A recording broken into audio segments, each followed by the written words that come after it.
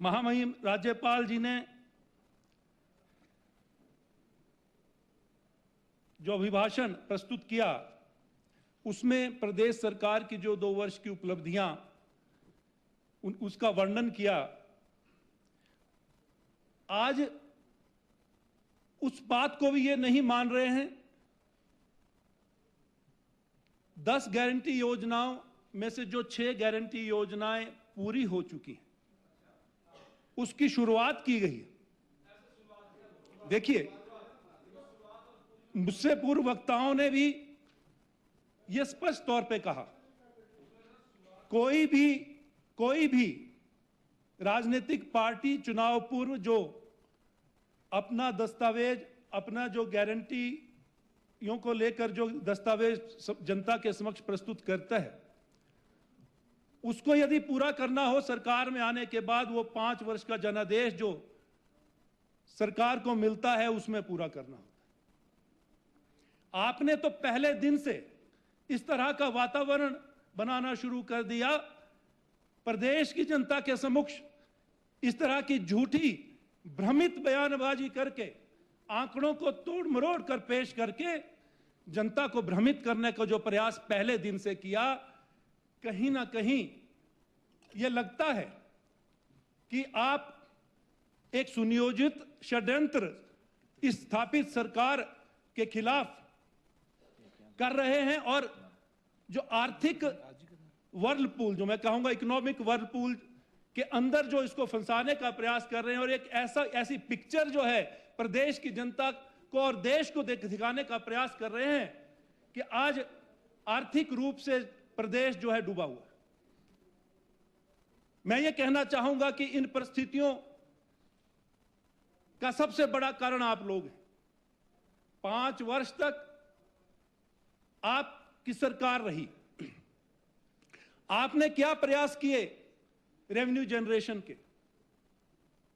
आप व्यवस्था परिवर्तन को स्वीकारना नहीं चाहते, लेकिन जिस दिन प्रदेश में सरकार बनी, माननीय मुख्यमंत्री ठाकुर सुखविंदर सिंह सुक्खू जी ने शपथ ली, उसी दिन से उन्होंने अपना नजरिया ना सिर्फ प्रदेश को, पूरे देश को दिखा दिया था। जिस तरह का मानवता का संदेश उन्होंने दिया, सचिवालय ना जाकर, अनाथाश्रम जाकर, उससे ही आपको यह आभास हो जाना चाहिए था कि किस तरह के मुख्यमंत्री आज प्रदेश को मिले हैं।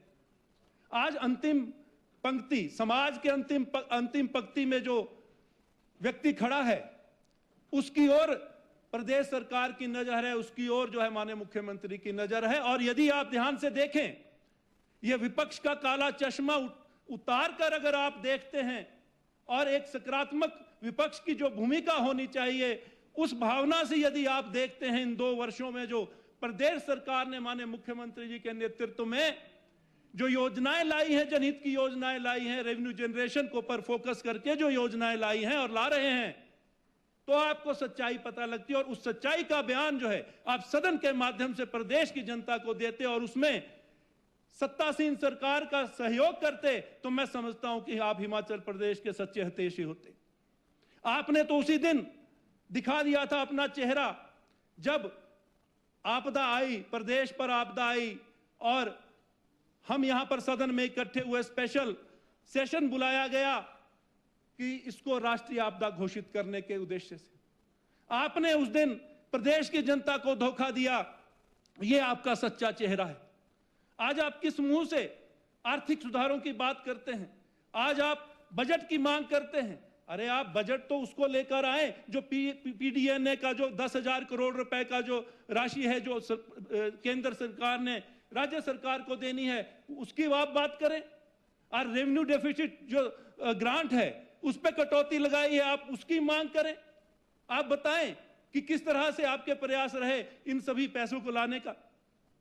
आपने सिर्फ विरोधाभास और सिर्फ विपक्ष की का विरोध होना चाहिए, विपक्ष द्वारा सिर्फ विरोध करना चाहिए, इसी भावना से जो है आज आपने यहां पर बातें करी। मैं आपको बताना चाहूंगा,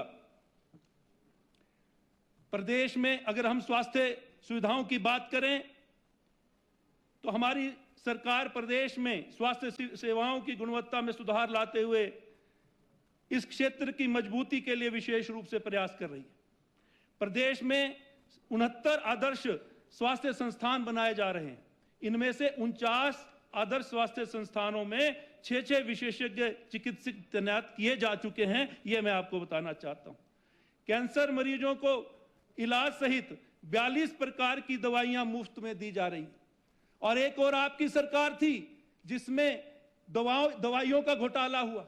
आपकी सरकार में सैनिटाइजर का घोटाला हुआ। आज 2 वर्ष के जो कार्यकाल में एक भी मंत्री, जो एक भी हमारे नेता के ऊपर भ्रष्टाचार के आरोप नहीं लगे हैं। यह व्यवस्था परिवर्तन है, यह मैं आपको बताना चाहता हूं। आईजीएमसी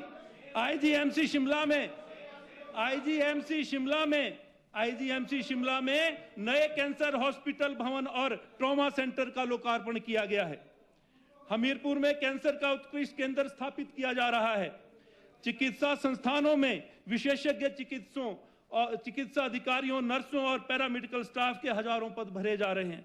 अस्पतालों में आधुनिक मशीनों व उपकरणों की खरीद भी की जा रही है, मैं आपको बताना चाहूंगा। आईजीएमसी शिमला और टांडा मेडिकल कॉलेज में पैट स्कैन मशीनें उपलब्ध करवाई गई हैं। ये आप एम्स की बात कर रहे थे रणधीर जी, उन्होंने कहा कि पैट स्कैन का उद्घाटन के लिए नड्डा जी आए, लेकिन हमने ये माननीय मुख्यमंत्री जी का विजन है, ये प्रदेश सरकार की प्रवृत्ता है कि उससे पहले ही हमने जो है ये इसकी उपलब्धता जो है प्रदेश के वासियों के लिए कर दी है। पैट स्कैन के लिए ये मैं बता रहा हूं आपको। IGMC please Tanda medical college और आईजीएमसी में पैट स्कैन मशीनें उपलब्ध करवाई जा रही हैं। नेरचौक मेडिकल कॉलेज में भी एमआरआई मशीन स्थापित की जा रही है, उसकी प्रक्रिया है। ये देखिए,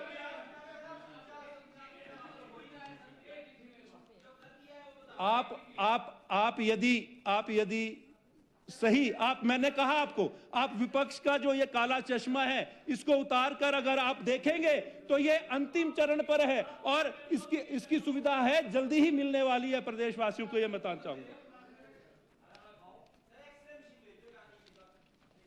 आप जो जिस बात का वर्णन माननीय Awasthi ji, address to cheer, जिस बात का वर्णन जो महामहिम राज्यपाल ने अपने अभिभाषण में किया है कि 10 में से 6 गारंटी योजनाएं जो है वो पूरी की जा चुकी, और पूरी की जा चुकी का मतलब यह है कि उसकी शुरुआत की जा चुकी है और 5 साल में जो है वो पूरी हो जाएंगी। 10 की 10 गारंटी योजनाएं जो है हम धरातल पर लेके आएंगे। ये हमारी कमिटमेंट है प्रदेश की जनता से, ये मैं बताना चाहता हूं आपके माध्यम से। नेता प्रतिपक्ष यहां पर इस समय मौजूद नहीं है। कर्मचारी वर्ग अपनी लंबित मांगों को लेकर जो है आंदोलनरत रही था और उनके ऊपर लाठियां बरसाई गई। आपने तो अपने समय में उनको वार्ता के लिए भी नहीं बुलाया। ये आपका ये कर्मचारी विरोधा रवैया जो है, इसी कारण आज आप विपक्ष में बैठे हैं। आज आप हितैषी बनते हैं।